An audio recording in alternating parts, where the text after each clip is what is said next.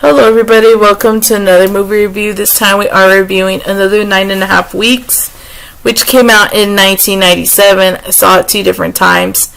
This movie gave it a rating of 3.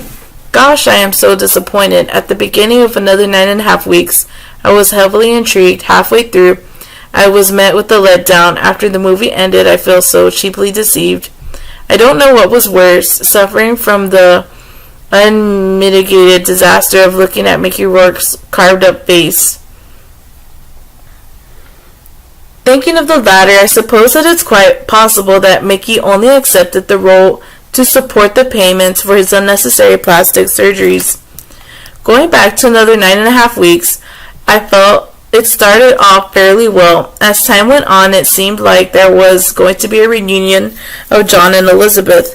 My breath was taken away, and I was witnessing something that might be potentially a great film in history. The idea of seeing him meeting her and seeing what would happen, it was going to be awe-inspiring. When the film was sitting on a gold mine, Mickey Rourke was about to reclaim his method acting, as evident from the early 80s films that made him unique. Then the F-bomb was laid. After the revelation of what had happened to Elizabeth, the film turned into a damn waste of time because basically there was nothing to go on afterwards. It was as if John only sought for Elizabeth to receive one good last fuck. How Anne Gorsan treated him as a character is a humiliating display of shame.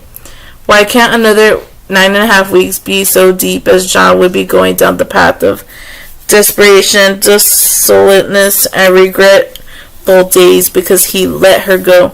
It surely would have been the most powerful picture to ever come out. But no, Another 9.5 Weeks had been transformed into a pornographic picture that ran low in fumes, only this time with a stunning looker who couldn't act. Everything in it is about the recreation of what had transpired in 9.5 Weeks, which was backed by zero feelings. One of the scenes of which I'll forever remember about the sequel, as it was a perfect summation of my sentiments, is when John said to Leah, you just don't get it, do you? That's exactly how I felt about everybody who was behind this wretched production.